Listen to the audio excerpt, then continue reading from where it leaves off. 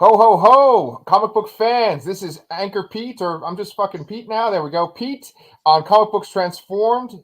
Merry Christmas from me and my favorite Cybertronian elf with his many shelves over there, Brian Corsair. Brian, it's cold where you live, is it not? Yes, we were just talking about how it's about 14, 15 degrees in both our locations right now. So, Mm-hmm. fun times. Yeah, we are just a couple of days away from Christmas. December 23rd, there's an Arctic blast going through our country right now. And I think that at least one of the two shows we're going to discuss today has gotten a pretty cold reception from a lot of people. You know what? I'm going to go on a limb here. I think maybe the weather's doing it to me, but I had a pretty cold reception to both episodes today. Whoa, oh shit. Okay. Okay, that's interesting. We're going to have a little interesting discussion then because we're discussing two things, guys. Doom Patrol, Season 4, Episode 4. And then we are also discussing Willow, Episode 5. So, just spoilers, I did not like that episode of Willow, but I did like this episode of Doom Patrol. There were a couple merits for each, probably a little more for Doom Patrol this week. But Yeah. overall, I think this is probably one of the weakest sets of reviews I think that I've gone through. We were told that we were generous in our review of Willow. Yeah. Early on, and I promise this week I will not be that generous. Oh yes, we're both gonna be Scrooges when it comes to that fucking show this week. Bah humbug. Yes, bah humbug, fucking Willow. Take that, Warwick Davis. Go back to playing the Leprechaun. So anyway, Doom Patrol episode 4, Casey Patrol. So, this is one of those weird episodes that many of the shows we like have every so often, where it's just like the main characters aren't there at all. You're dealing with totally different side characters. And is that the reason why you didn't like it so much? No, I just think it felt stretched out. I think. Mm-hmm. I think that this would have worked better as a B plot or half of an episode or something. I like the overall message it's trying to say. That the people, the Danizens need to kind of get out of their comfort zone and then go be in the real world. And then we're also introduced to Space Casey Brink, who is from the Gerard Way version of Doom Patrol, which is a lot more recent. And instead of being a creation of Danny, she's a creation of Dorothy, who is back. And I really like Dorothy. I really like the actress who plays Dorothy. I really liked her in season 2. I was kind of bummed that she really wasn't in much of season 3. So I'm hoping she sticks around for a bit longer here. But I think the episode just was too long for the story they tried to tell. They didn't give too much reasoning behind what was going on. I guess ultimately that this is all tying into some comic artist, I guess, trying to bring back Immortus. So he now has the amulet from the previous episode, and now he has this other trinket that has. Does it have the essence of Miles Coulter left now? I think so. Yeah. That Dorothy had, and that's apparently 2 parts to bring Immortus back. Yeah, dude, that is a really, really good point that you made about how like this would work if it was like a B plot to something that the Doom Patrol was doing in the A plot. Really good point. I actually did feel that too. I felt like it was kind of stretched out a bit, especially because you had a couple of sequences where who's the head of the Danny camp? Morally corrupt. Morally corrupt. I'll never forget that name because I think it's so clever. That is such an awesome, that's an awesome drag queen name. Yeah, I felt like there was like maybe one too many scenes with Morally Corrupt sitting down with Dorothy discussing what she had to do. You know what I'm saying? Yes, exactly. Yeah, they repeated themselves a little bit too much. Right. I didn't like Casey at first. Casey first. I didn't like the take of the I'm a comic book and I'm going to talk like this sort of kind of thing. Yeah. She did grow on me by the end when she was kind of like, wow, like I wasn't real and now I am, and I guess I got to go experience life sort of. And yeah. I think I'm being generous there. I hope that gets better. I did like, so far I like the comic version of the character better, who is a normal person who was normal speaking and didn't know she was in a comic book initially. So Right. she just thought she was a normal person, and then she had, all the other things are the same. She has the artificial leg. She is from the comic book. Her dad is Terminax or Terminox.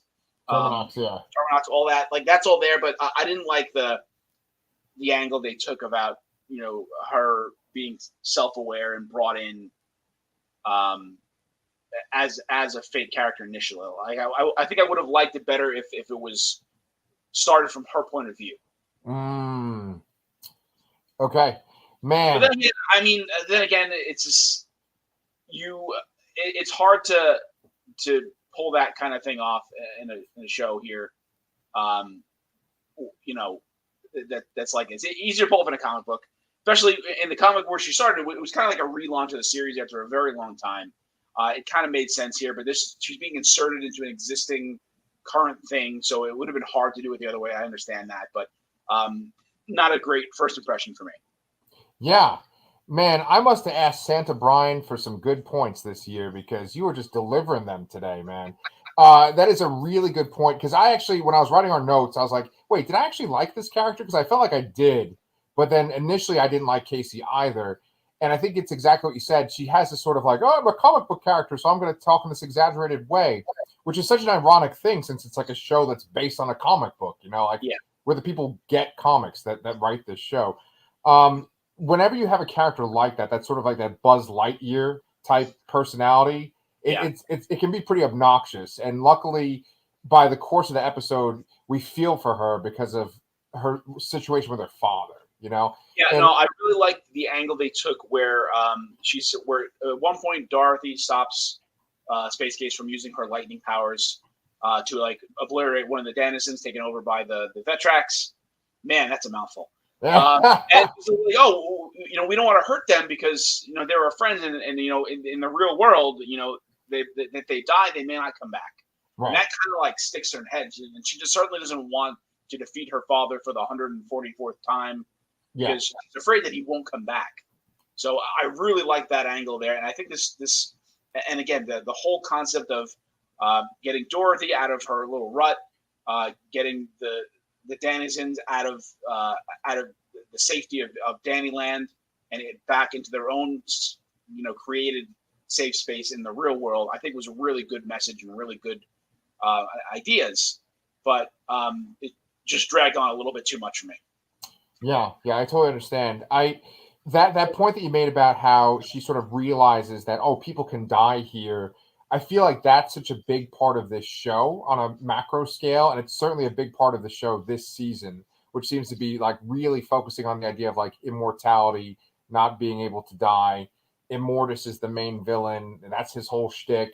Niles Calder obviously brought back all the people from the Doom Patrol, or like kind of experimented on them in ways to make them be immortal.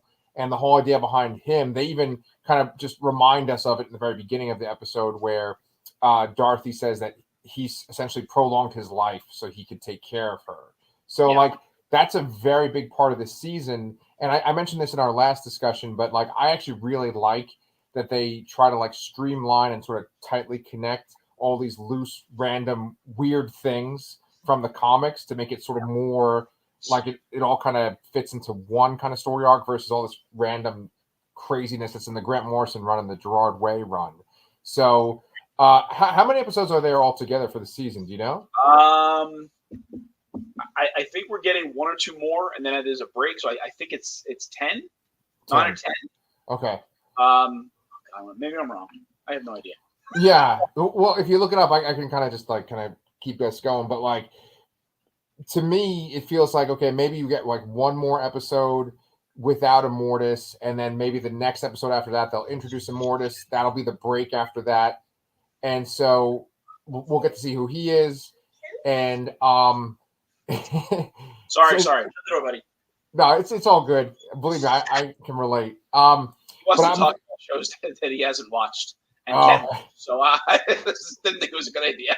Right. But what I was saying was that I think we'll get like one more episode with sort of like a random adventure, and whatever that thing in that adventure will be, it'll be like yet another thing they'll use to bring back Immortus. You know what I'm saying? Yeah, so the preview for the next episode was everybody gets turned younger again. Oh, okay. I didn't see the preview. Okay, I never see them before, but apparently they I think they had one last week too, which I thought was no, maybe they didn't. Well, they did you know what? I'm not used to seeing it, but this week I happened to catch it. So next week's episode is called Youth Patrol, and everybody seems to be like teenagers or something. Oh, that's cool. Like a teenage Cliff and teenage. Yeah, I don't know how they're gonna do that with Cliff because he's a robot. Yeah. But we'll find out. That is cool. That's very cool. This episode had like a recap in the beginning, and I'm not used to them having recaps too. Yeah, they've had recaps this season, almost every episode, just to kind of like they in that first episode they did mention some of the members of the Sister of Dada. They did Dorothy did pop up at one point in that one of those previews too. So they have been doing that. I think it's helpful. Yeah. So one thing that I mentioned in my notes, and I was wondering what you thought of this, is like, do you think that it's possible that like the whole idea that like almost like the thesis of this show is going to be that the world was regular, maybe there was some magic in it, but then like Dorothy, who has this ability to sort of like make fantasy become reality, do you think that she sort of like infected it with like comic book kind of reality, and that's why there's sort of weird comic booky shit in this world? That's a great question. I'm not sure. I'm not sure how central Dorothy is going to be. Like I said, I do like the character and the actress playing her. I do hope she stays around, but I'm not so sure that they're going to have something that big and show defining about her. I think whatever it's going to be, it's going to be. The way I'm kind of envisioning the show ending is actually maybe not how it goes in the comics, but I imagine that they are going to save the world somehow, and that they're all going to die doing it. Okay. Because because they've all lived so long and they've all gone through all these different things, and I think they're all going to accept it and become actual heroes and sacrifice themselves. Yeah, that's a really good point, especially because like in the comics, the Doom Patrol dies a lot. So. Yeah, that's true. Yes. Yeah. You know, it's funny because even when I was saying that idea that I had, I was like, wait a minute, this isn't right though, because don't they reference other superheroes? Like they mention Superman and stuff sometimes. They have before, yeah, but I mean, who knows? I mean, this show doesn't even take place in the same universe as Titans, so it's like I don't think it matters what they reference or not. It could be this. It could be the same version. It could not be. Yeah.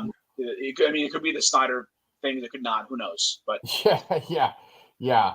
It's so crazy. They tied it all together into that Crisis on Infinite Earths, that the CW event. They did show the Doom Patrol at one point, but they were like their own separate world. Yeah, well, that was the version that was in Titans, I believe, that they showed. Okay. Because the Doom Patrol shows up in one of the early Titans episodes. Okay. It's Niles. I don't think Brendan Fraser was there yet. Okay. But it's or maybe it was Matt Bowen. The cast wasn't set yet, but they showed up, and that's considered a different version than the one we've been watching. Wow.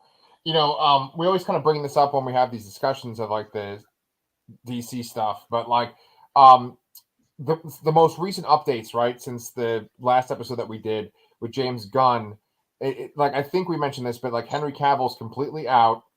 And then I think that they were saying that their goal was to have moved towards like a Crisis on Infinite Earths.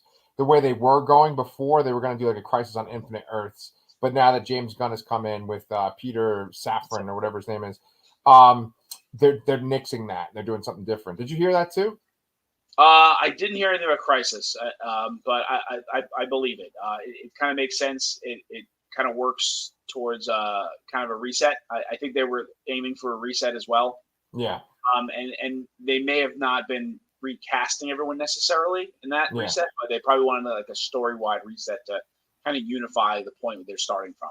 I think that's essentially what James Gunn and Peter Safran are going to do, but they're just not going to make a movie to do it. They're just going to do it. Okay. But I really appreciate James Gunn on Twitter and just being open about things and to fans and kind of debunking things. And like he seemed to kind of talk it out with The Rock. And he's even said now like he won't be back or anything like that. but he wishes everything as a success in the future and all that. So I hope that goes some way to ease the fire James Gunn trends. Yeah. Restore the Snyderverse, fire James Gunn. Yeah, just replace one with the other, right? Yeah, like he angered like every group. The people that wanted the Snyderverse back, the people that thought the Black Adam was going to be a new start outside of the Snyderverse, so you just pissed everybody off. And I'm very curious to see what's going to be kept and what's not going to be kept. I also saw like a message from Zachary Levi today. He was talking about what's the state of things for him and Shazam. He said like he doesn't know what's going on. He doesn't know, but he's happy to have done what he's done, and whether he's involved or not, he's going to be excited for it. He said. So it seems like they're just trying to make amends everywhere and just make this as clean of a break as possible. Yeah. I don't like to go off on tangents that are like away from what we're talking about with the show, but like I did want to talk to you about this, and maybe the people that are watching this are big comic book fans, big DC fans, but like Dark Crisis on Infinite Earths just ended this week. That's the big DC event that was going on, and it's interesting because they made Black Adam such a big part of Dark Crisis on Infinite Earths, and it's like they must have thought that the Black Adam movie was going to be a big hit, that it was going to be this big sensation, because it's weird reading this comic now after the movie kind of came and bombed, and you're looking at it, you're like, oh, they're trying to make Black Adam a thing. Yeah, but I mean, Marvel's done that swung and missed too with probably both the Inhumans and the Eternals. Yes, you saw their prominence come up when that Inhumans TV show came out. You saw the Eternals make a comeback when that movie came out. Yeah, and I don't think Inhumans whiffed real hard, and I wouldn't say Eternals whiffed as hard, but it certainly didn't leave the impact that it had that they intended. Yeah, that's a really good point. And even other examples at Marvel is like when they had Fear Itself, which is kind of like a Thor event, and that sort of was trying to cash in, I think, on like Thor, the Dark World, and I think Iron Man 3 was around there, and Iron Man's a big part of that. So they do that. Like the comics try to like ride a wave, but it's just kind of funny. They want people to leave the theater after seeing the movie and be like, oh, what can I go buy that to continue reading about or learning about these characters? Like, oh, here's this new book that has these characters in them, so let me go buy it. Yeah. I don't think that ever translates that much. I think the same people that were buying them beforehand are probably buying them still, and maybe there's a few new people here and there, but it's not much. I've actually been bringing Brandon to the comic store every week, and I let him buy 2 books every week. God bless you. And I hope this. Lately he just kind of flips through the pages and makes up his own language reading them. Nice. So he's had some interesting stories. I'm sure. I want to say that Venom is Jewish, according to Brandon. I celebrating Hanukkah. I didn't even know that he knew what Jewish was, but he does. So well, Bendis did write him for a while, so okay. Yeah. He makes every character Jewish, right? That's true. Yes. So unless you have something else to say about Doom Patrol, actually, you gave me like a little segue right there too. Yeah, no, I think I'm pretty clear there. Maybe a little bit of a miss this week, but I hope we get back on track next week. Nice. So my little segue is that you're talking about bringing your son to the comic book store, and we're talking about the idea of sort of continuing the love for comics and stuff through passing it on to generations, right? And I just read today that 50% of Disney Plus subscribers are actually people that don't have children, right? And I mean, who knows where the fuck that person got that number from? But what I thought was interesting about that is they used it to make this point where they said that comic books kind of used this theory of like appealing to the older people like you and me versus trying to like draw in younger kids. And I think that comics really suffered because of that. Go ahead. Yeah, no, I think there are a lot of adult Disney fans. Oh man, I probably can't say that. Never mind. Something related to work, but never mind. It's all good. The other thing too about adults with kid related things, there was an article recently about that the adults buying action figures is the largest growing sector of toy buying right now. That doesn't surprise me. Yeah, I mean, I'm not surprised. Right. But like, yeah, but like it's just the thing. There's a lot of adults that haven't let go of their childhood, like me. Whether it's bad, who knows? I'm sure there are plenty of people out there that will say it's very bad. Yes. But Don't feel shame, man, because I mean I'm in my daughter's room for those of us that are listening as a podcast, and I was recording here now. And we played this game where I had some Power Rangers, I had some Transformers, and my two daughters had Monster High dolls. And like the Decepticons were trying to break into Monster High so they could take their fear energy and transform it into Energon. But the problem with my Transformers, what's that? I'd read that book. Yes, I'm sure you would from IDW. But the problem is, Brian, is that my Transformers are not as big as like your Unicron back there or some of your other combiners and stuff.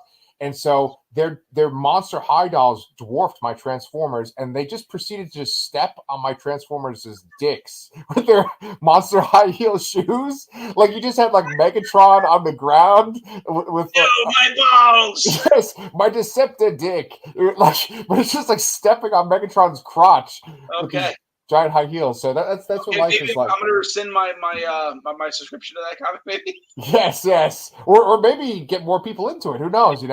But this is 40, right? So anyway, the reason why I bring all this shit up as a segue is you have said before a couple times that like this show maybe is not for us. Willow's not for us. That's for like a younger generation.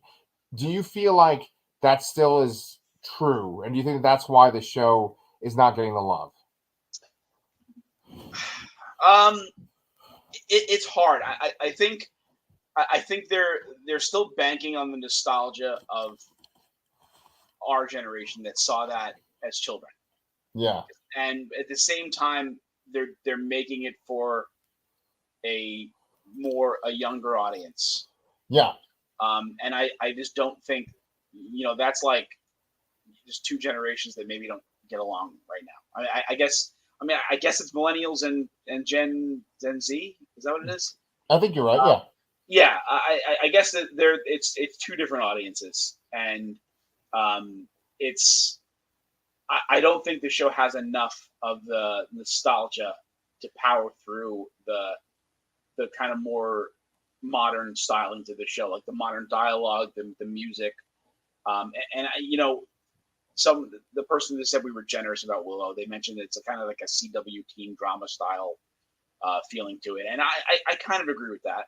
Yeah, there are points where I can look past that because I do have a soft spot for this.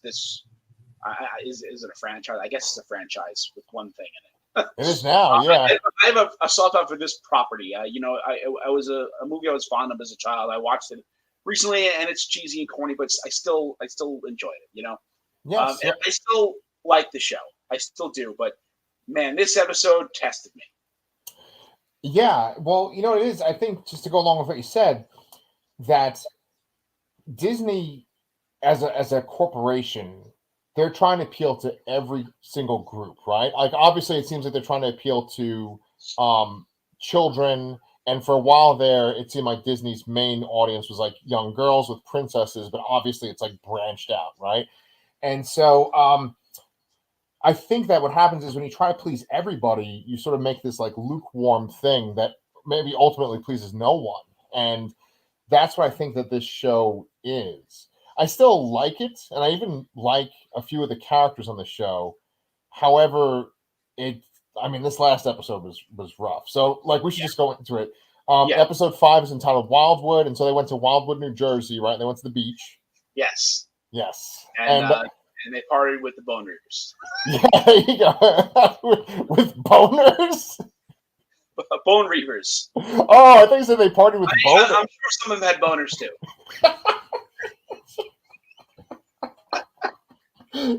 See, my mind keeps going like, because I'm going with the idea that they're at Wildwood, New Jersey, with like dudes, like bros with boners, and then you're talking about bone reapers. I'm like, well, they probably have boners too, Anyway, all right, we're off track here. All right, so the first thing I have to say about this episode, the first thing that just bothered me, the opening sequence. They're playing like a punk rockish alternative kind of song, and they're just running away Scooby-Doo style from the Gales.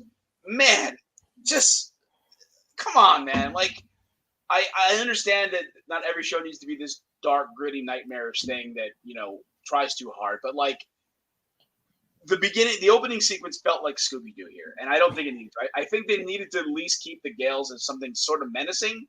I mean, I know they're kind of goofy, like kind of like almost like Universal monster style things there, but I think you can do it in such a way that they're not like too dark and gritty, but they're still intimidating in some way. Yes. Like now, to me, they're a joke because they were just running around, passing each other and whatever.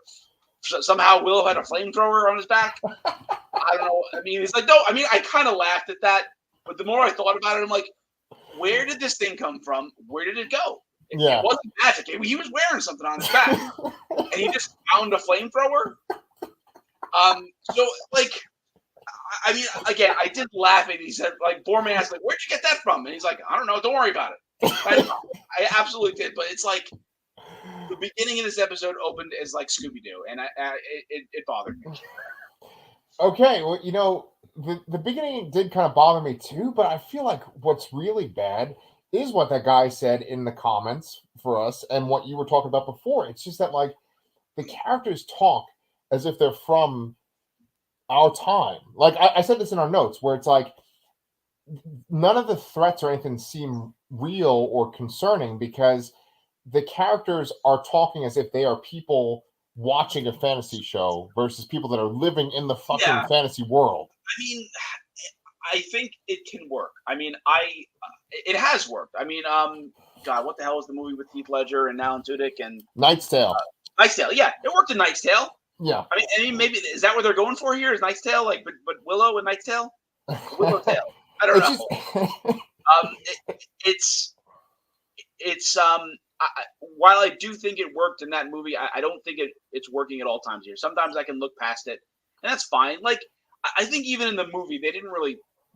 Everybody didn't exactly talk like it was, a typical fantasy land, right? And so I can kind of see it. And again, they do want to, like, this is supposed to be a little bit more fun, a little less serious. So it's not going to be like super serious, like Game of Thrones would be, or Rings of Power or something like that. And I appreciate that this is a little more lighthearted, but they're going a little bit too much with it, I think, at times. And this episode really, that struck hard for me, this episode. Yeah. Well, I mean, here's the thing, right? They go into the Wildwoods, and there's the Bone Reavers. They find them pretty much like right away. The Bone Reavers killed one member of their party, like in the first episode. Now, you could just brush it off. You could be like, oh, well, they didn't like that guy. I forgot about that even, too. That makes it even worse. Right. Because you could brush it off. You could be like, oh, well, no one liked that guy. He was this old fuddy-duddy from the castle. I did like that guy. Yeah, and they killed him, these Bone Reavers. Now, but taking into consideration, too, that Jade is under the belief that the Bone Reavers killed her parents, too. So, like, I said this in the notes that basically that actress, I got to look up her name. Erin Kellyman? Thank you so much. Erin Kellyman, Disney obviously wants her to be the next big thing because she's in every fucking thing. That's a franchise. But all of her reactions are just like these subdued reactions. You'd think that if she's getting captured by the people that potentially killed her parents, she would just be like freaking out or like scared or just like savage. But it just has all these subdued reactions, Yeah. Again, I think the overall problem here is that they're trying to make the Bone Reavers sound like a sympathetic here. But you're right. In the first episode that they're running away from them. They kill that old dude. Someone makes a comment about Borman, you're alive, as if they knew him. But so they have to tie in everybody into them, and then like they're just like in the forest here, and it was like Zion, the Matrix, but in the woods. It's like weird. It's like there are these people that wear skulls, and they were all like they were all working for Bad Morta, and it was slaying kingdoms and all this, sacking kingdoms. It's a weird choice, I think. I don't necessarily mind the reveal that Jade is the daughter or granddaughter? I think daughter of Kale. Like, that's fine to me, but the way they portrayed the Bone Reavers was a huge miss here. I don't think they should have made them sympathetic, and that was a detriment here. The whole time, I'm trying to, like, theory craft my way out of this episode because I was, like, just in disbelief the whole time there. They made a comment in the beginning about going into the forest, and, like, people don't go in there because they like they breathe the air or drink the water, and they never want to leave or something like that. Right. I thought they were going to take an angle like that, and then it was just all going to be like a dream or a hallucination of some kind. But no, it seems to be real, I guess. And they kind of did leave on a cliffhanger. And that's the one positive I will say about this episode. I really loved the very, very end of this episode. They had this very, cliche, corny, like, profession of love between Jade and Kit, and they were about to kiss, and then weird ass trolls come and take her away, and it gets all dark. Everything literally got dark. Yeah. Like the color palette on the whole show changed. Yeah. And then they went off with her. I mean, maybe it's a little cliche that people keep getting kidnapped for an episode and they have to go rescue them, but I really liked that almost felt like the Samuel Jackson moment in Deep Blue Sea. And then the shark eats them. Right. They're setting up the epic kiss, and then it just doesn't happen. I thought that was a cool little, like, surprise thing. I legitimately was surprised at it. So that was the one positive I'll say out of this episode. But for the most part, I'll admit I like seeing the brownies too. Oh, really? Yeah, I mean, it was stupid and throwaway. Maybe they didn't necessarily need to be there, but they gave Willow a map. I guess that's their contribution. But again, the brownies were like silly, weird things, so it's a nostalgia thing. So that worked for me because it was cheesy in the movie and it's cheesy here, but it works. That's the kind of thing I want. That's the kind of lighthearted thing I want to see from the show. I guess. Okay. I understand. You want there to be parallels. Like, if it's cheesy in the movie, if it's like a goofy thing, then it could be a goofy thing in the show. If it's serious characters in the serious humans, like serious warriors in the movie, then it should be serious warriors in the show. Yes, agreed. Yeah. Yeah. So there's a few things to unpack with what you just said. First and foremost, one thing that I see consistently when I see people saying negative things about this show is they talk about how they hate Kit. People don't like Kit, right? And you've said before that, like, Kit's supposed to be unlikable so that she can have an arc and then you can like her in the end. And I've seen people even address that fact of, like, okay, well, she needs to be unlikable, but it just seems like in general people just think that she's, like, sarcastic and annoying, irredeemable. And so to see Kit get taken away, I think probably a lot of people were happy. She gets on my nerves. There still is potential where this character could come around and do something. However, I feel like we're 5 episodes in now. I feel like the way the show seems, I don't think that I'll be satisfied with her, like, her arc. I'm sticking to my guns here, where I agree that I think she is written in a semi-unlikable way on purpose. Yeah, and absolutely. She has been showing growth every episode, and she becomes more likable every episode. I don't dislike any of the characters in the show. I actually like everybody in the show. And I'm still going to keep watching. I'm still enjoying it, but this was, to me, this was the weakest episode so far. Yeah. Well, okay, so I actually like all the characters too, maybe not Kit. And I don't really like Jade that much. But I do like Graydon, and I like Laura Dannon, and I like Borman a lot, right? And Willow, obviously, right? But this is another thing I wanted to kind of unpack with what you were saying. With their romance, they act as if the romance is like this, like, forbidden thing. Like, oh, they can't get together. Now, the only reason as an audience we think it's a forbidden thing is because it's set in this sort of medieval time, and we know that, like, being gay in medieval times, you would probably get killed. Like, it's a very dangerous thing. But the way that the characters talk about them, those two characters, you don't get this vibe of it's this taboo thing, it's this dangerous thing. The other characters talk about it like, oh, I wish you guys would kiss already. Or, oh, it's so obvious you guys like each other. And it's like, if we're saying that this is the same kind of thing as that medieval world of Earth, the idea would be like, oh my God, you're doing something completely sinful, or like you're doing something forbidden. you could get killed. And I just never got that kind of vibe that the world looks at being gay like that on this show. Yeah, in the movie, there's a scene where Mad Mardigan is cross-dressing. Yeah, I think it's fine to be for them to be like this and be accepting of everything. I mean, we have multiple people of color, as main characters here. I think this is just a inclusion diversity casting, which is it's fine. It's just they. I don't think every depiction of queer love in medieval time like settings needs to be like you mentioned, where it's like it needs to be shunned and something that shouldn't be happening and should be dangerous for them to do. I think it's fine that the show is just approaching it and everybody's cool with it and they just it's a normal thing. I'm totally fine with that. Again, that's like kind of the lighthearted aspect here, and that doesn't bother me at all.